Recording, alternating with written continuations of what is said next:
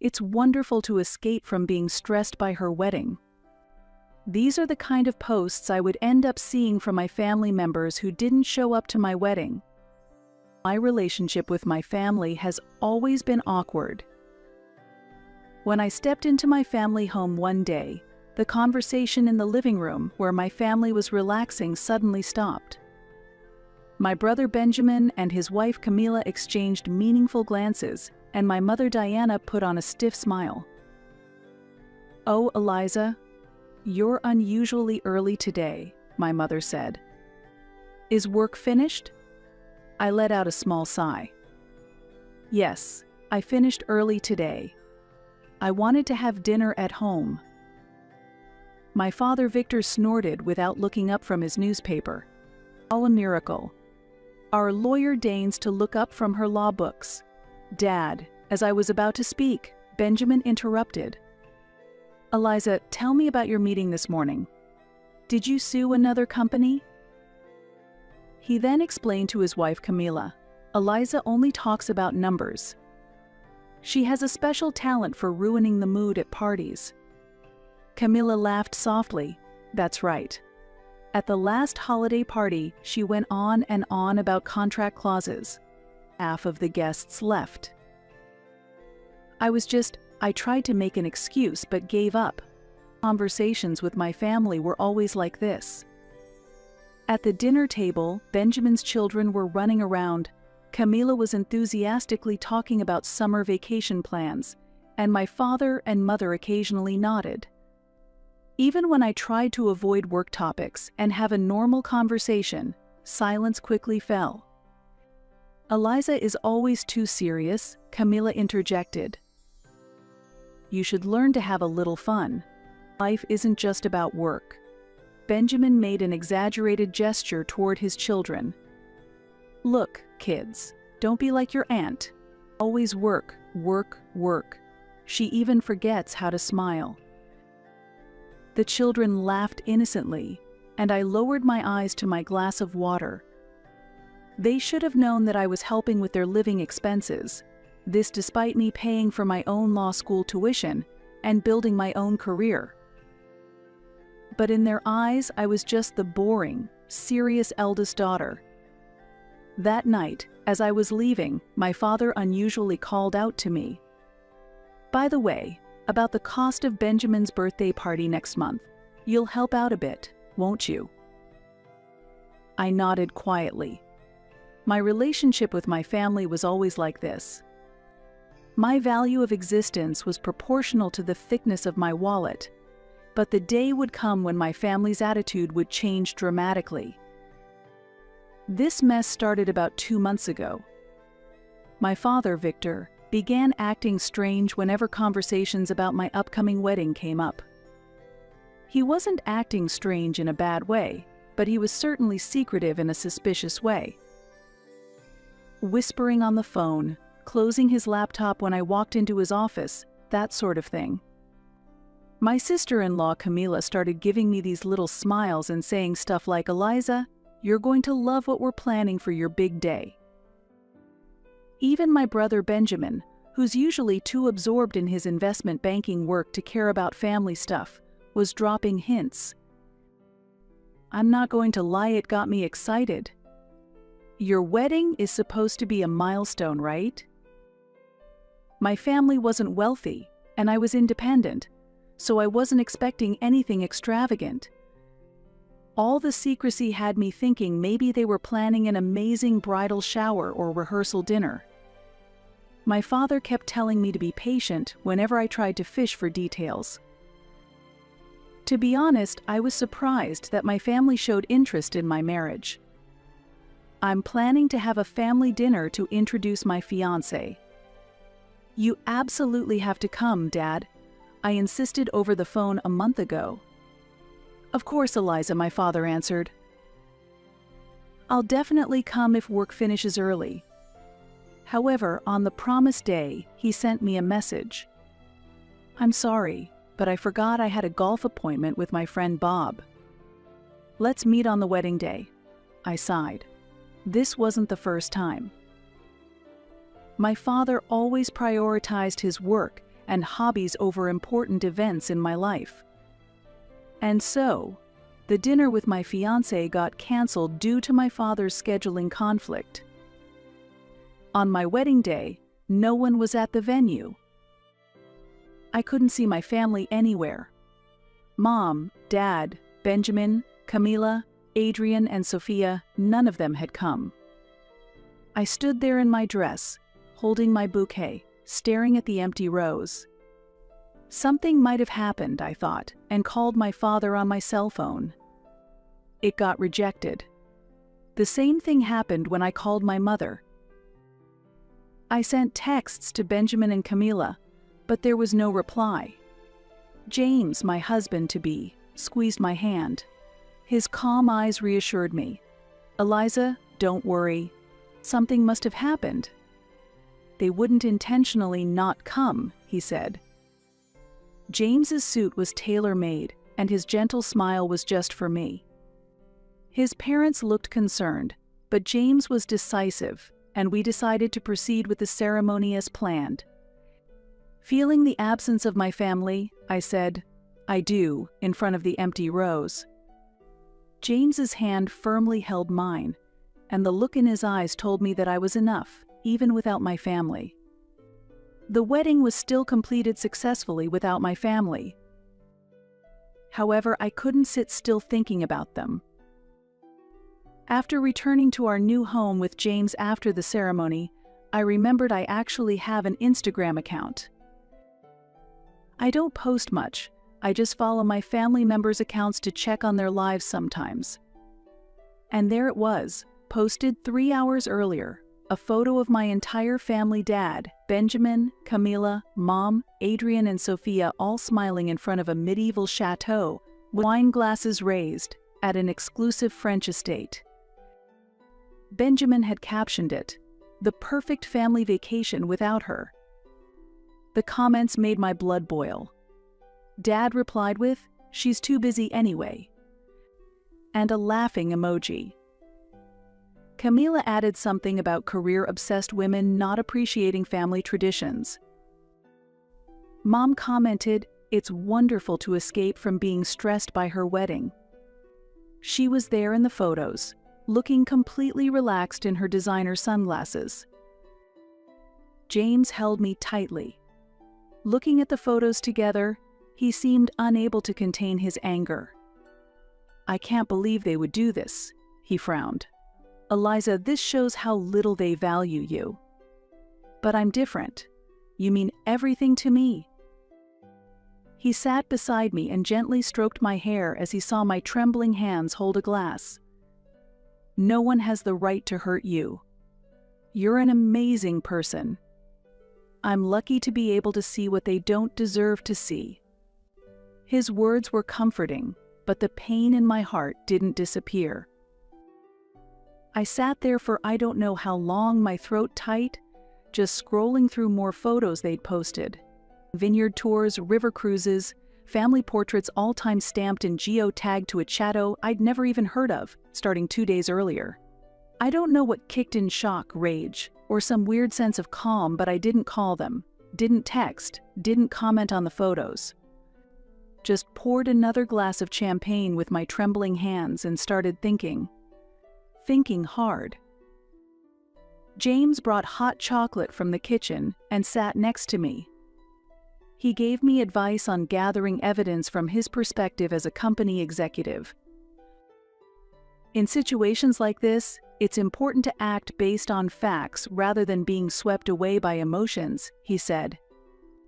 "As an excellent lawyer, you probably understand, but now we need to keep records of everything from a legal perspective." He took out his tablet and logged into the company's internal system. "I shouldn't really be showing you this," he said hesitantly. "This is your father's activity record at our company. It shows how his decisions have negatively impacted us." At that moment, I realized for the first time that he wasn't just an executive, but at the top level of the company. The access to the information he showed me was not something a normal executive would have. "James, are you?" He smiled slightly. Yes, I was recently promoted.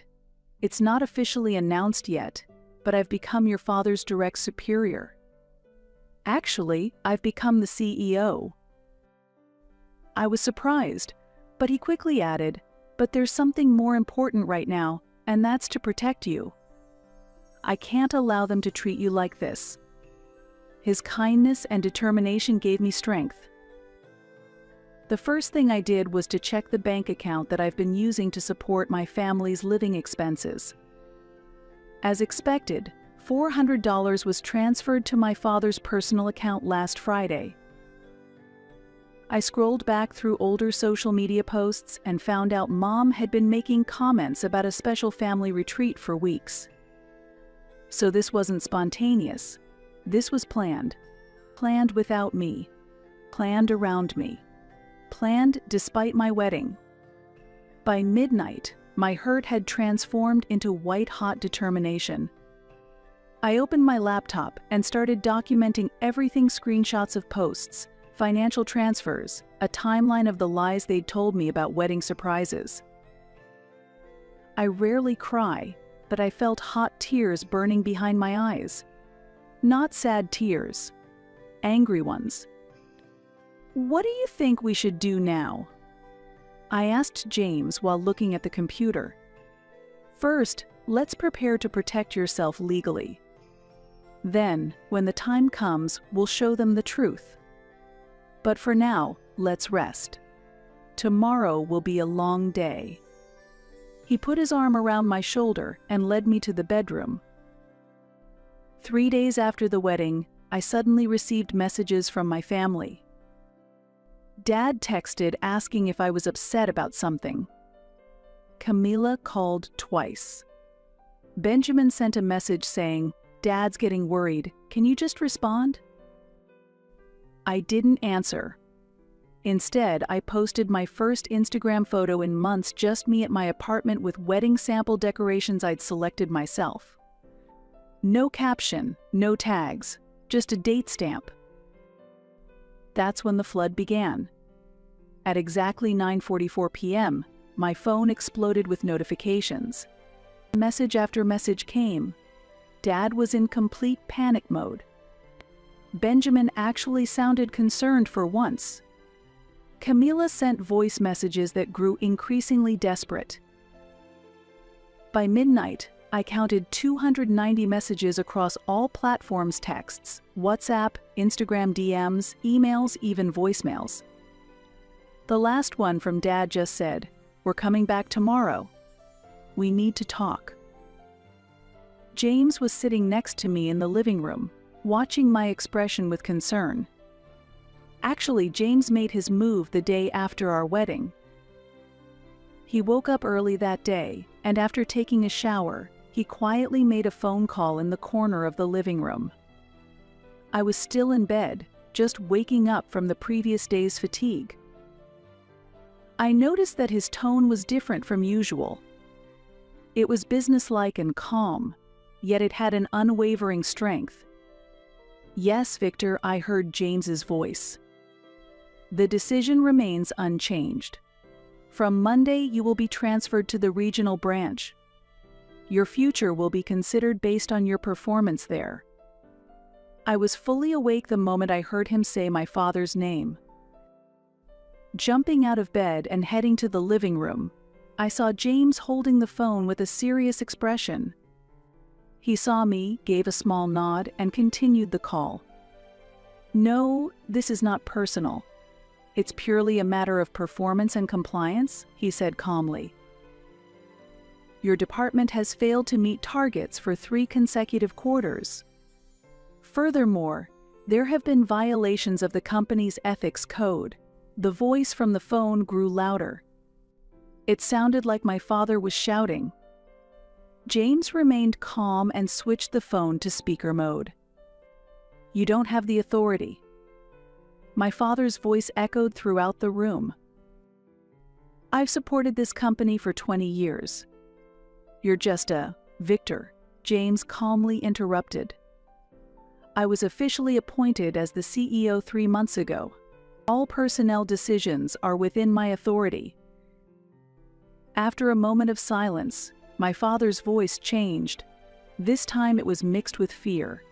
"Wait, James. There must be some misunderstanding. I was just. You skipped a family wedding to go on a European vacation," James said sternly. "Our company upholds the value of cherishing family. You failed to uphold even that basic principle." "Wedding?" My father's voice sounded confused. "What wedding?" James looked at me, his expression softening slightly. "Eliza's wedding. Your daughter's." On the other end of the phone, something fell.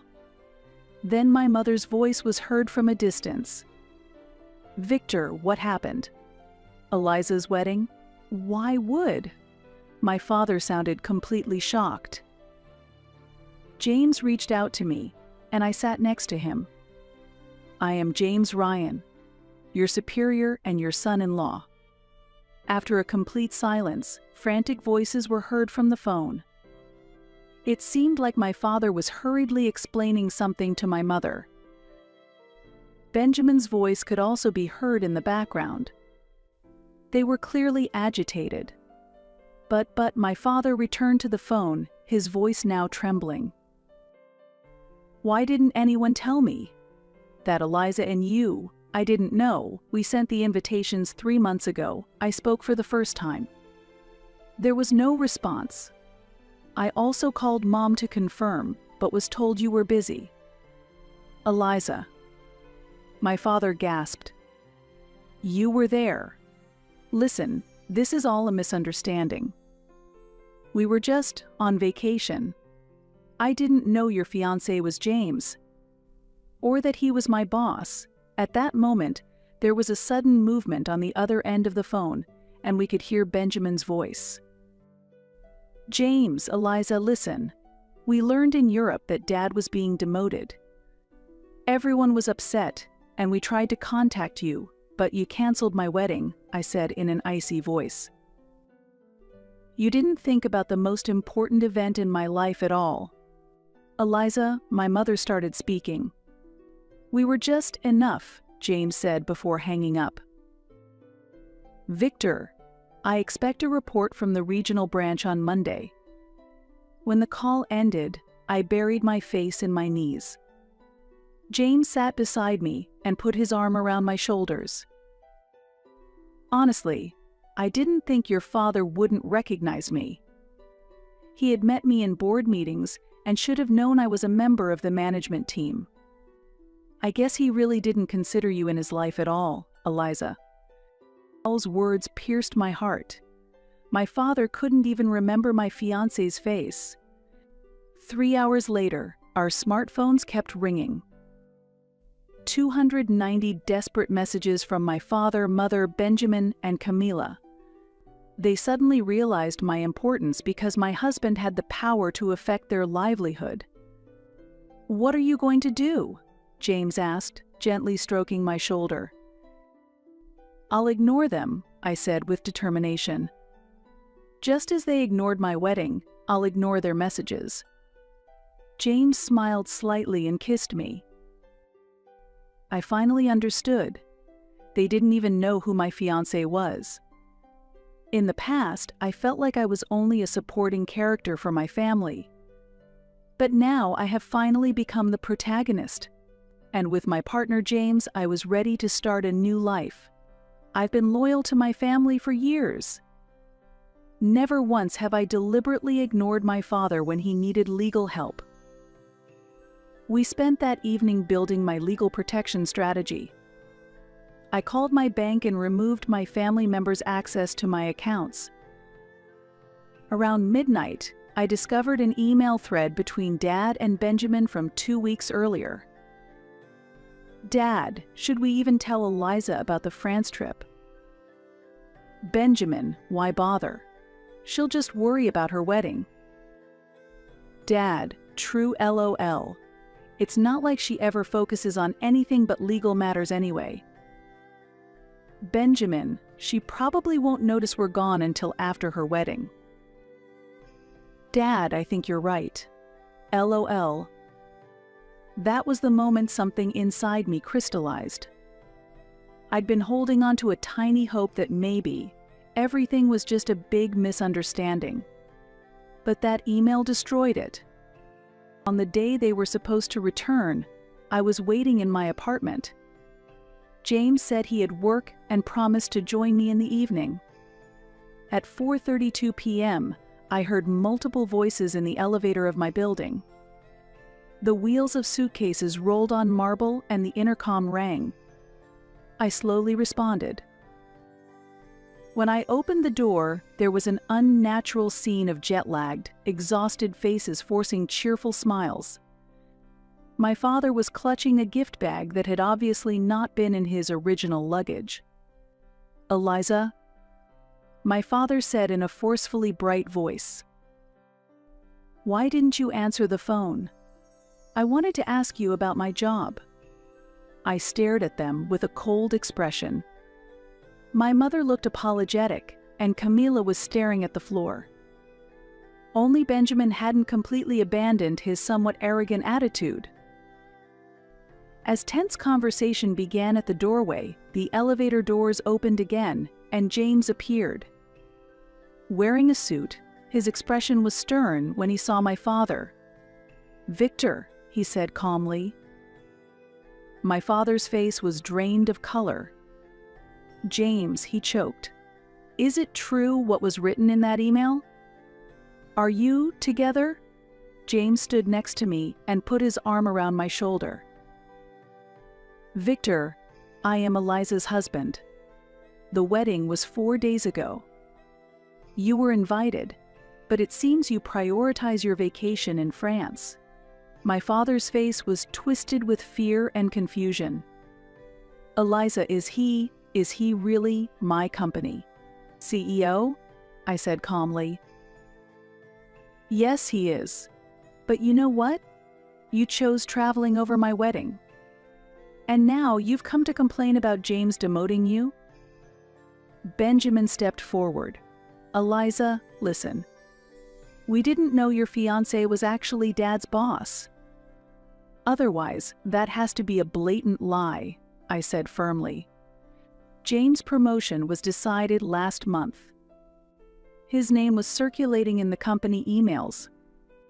The reason you know nothing about my fiancé is because you have no interest in my life." My father said in a trembling voice, "Eliza, we're family." "Family helps each other, right?" James calmly said. "Victor, someone who doesn't value family has no right to talk about family." As those words echoed in the hallway, complete silence fell. My father's shoulders slumped, and despair spread across his face. My mother covered her mouth with her hand, letting out an uncontrollable sob. Even Benjamin lost his usual arrogance and dropped his gaze to the floor. "I notified you when you were in France last week," James continued calmly. "Employees who don't value family are not needed in the company. You are to be demoted to a rural subsidiary. It was only after you received that notice that you suddenly started to care about your daughter's wedding." Camila said in a small voice, "We didn't know." Victor suddenly said we had to go back. James looked at her, his expression softening slightly. "Please leave now. Eliza has been hurt enough." My father took a step back and dropped the gift bag. Its contents were scattered on the floor, but no one tried to pick them up. My crying mother grabbed my father's arm and pulled him toward the elevator. "Eliza," Benjamin said finally. "Can I talk? Get out," I said quietly but firmly. They slumped their shoulders and hung their heads as they entered the elevator. The last scene visible through the closing doors was my father's devastated expression and my mother's tear-soaked face. Benjamin was supporting Camila, who was crying like a child. When the door closed, James gently embraced me. "Are you okay?" he asked kindly. "I'm fine," I answered. "I'm no longer an invisible presence. That's all I need." Looking out the window, I could see them walking through the lobby with heavy steps toward a taxi. My father no longer looked arrogant, he just looked like an old man. Watching them get into the taxi and drive away in the rain, I felt true freedom for the first time. 1 month after the wedding, their situation had visibly deteriorated. James and I were having coffee at the breakfast table, discussing my father's situation. On James' laptop was my father's performance report, and the numbers were harsh. "He only lasted 2 weeks at the regional branch," James said quietly. "He was late every day, and even fell asleep in meetings. Yesterday, he formally submitted his resignation." I picked up my coffee cup and stared at the steam, as expected. James took my hand. "Do you regret it?" "No," I shook my head. "They made their choices. I just made mine." As we were preparing to go to work after breakfast, my new phone rang. It was my mother's number. After exchanging glances with James, I answered on speaker mode. "Eliza, please listen." My mother's voice sounded tired and thin. "Your father quit his job. We're financially struggling. We can't make our mortgage payments, and our credit card debt is growing. Could you help us a little?" James silently looked at me, nodding slightly to indicate that he was leaving this decision to me. "How much do you need?" I asked calmly. "About $3,000 this month," my mother said in a small voice. "It's temporary. Your father will find a new job soon." I struggled to contain my laughter. $3,000. Almost exactly the same amount as their luxury hotel bill in France. "Tell me honestly why you need the money," I said. "I told you, mortgage and the real reason," I interrupted her. "What is father trying to do after James demoted him?" After a long silence, my mother sighed. "He has contacted a competitor. He's planning to sell confidential information from James' company. We need money for a lawyer." I could see James's expression hardening.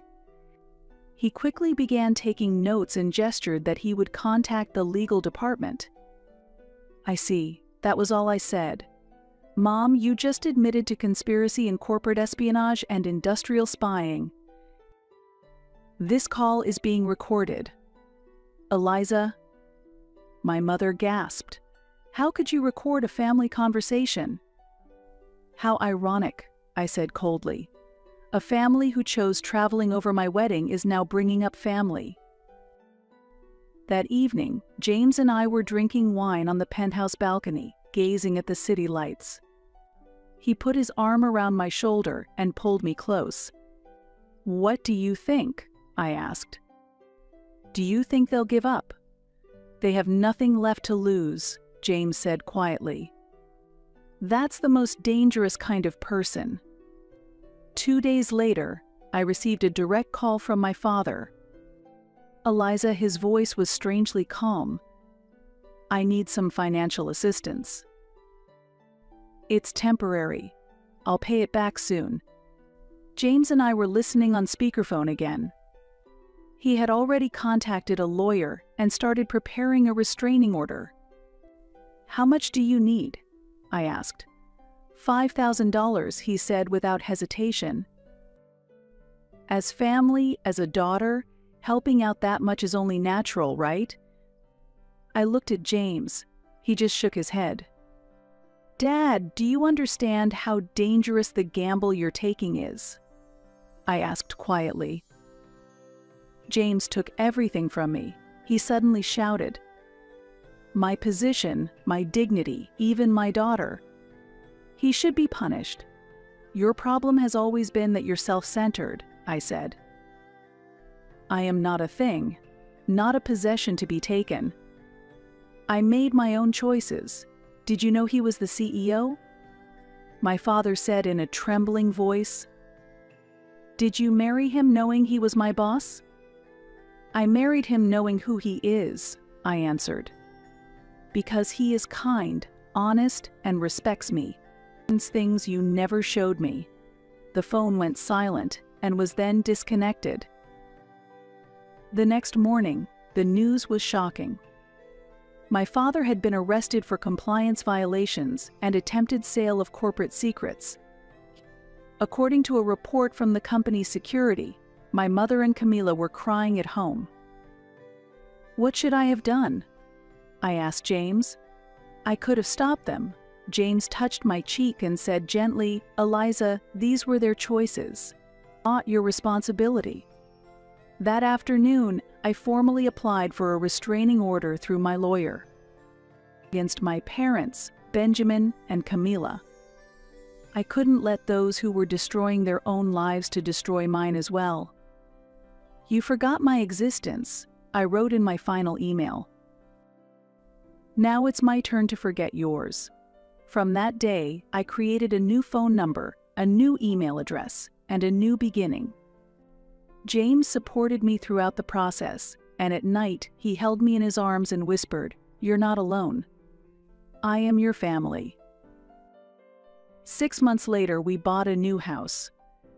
A beautiful house by the lake, away from the city's hustle and bustle.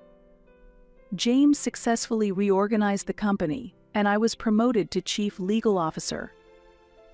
The only traces of my former family were the occasional documents from the court. The demands for gifts from Adrian and Sophia were gone, and I was free. The family bonds were broken, but James and I were building a new family. A family where I was visible. Every night after dinner, James and I would drink wine and talk about future plans, and once a month we would have dinner with James' parents and dream about our own family. And sometimes his casual words gave me a sense of security I had never experienced before. You are my everything, Eliza.